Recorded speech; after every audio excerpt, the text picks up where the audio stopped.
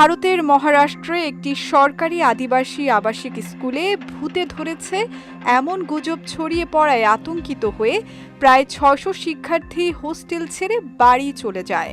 কিন্তু চিকিৎসক ও প্রশাসন বলছে ঘটনাটি অতি প্রাকৃত নয়, বরং মানসিক চাপ ও কুসংস্কারের ফল। মহারাষ্ট্রের অমরাবতী জেলার মেলঘাটের এই আদিবাসী আবাসিক স্কুলে ৮১০ শিক্ষার্থী পড়াশোনা করে। গত ২২ জুলাই থেকে ৪ জন ছাত্রী হঠাৎ অস্বাভাবিক আচরণ শুরু করে।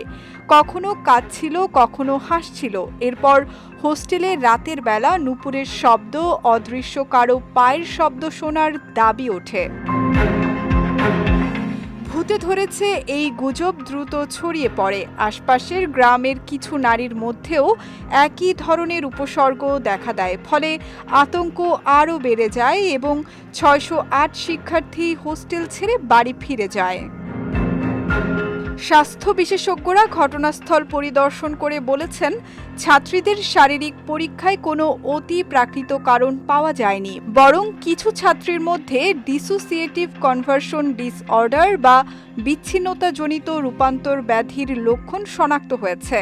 একে মাস সাইকোজেনিক ইলনেস বা গণ মনস্তাত্ত্বিক অসুস্থতা হিসেবে ব্যাখ্যা করা হচ্ছে।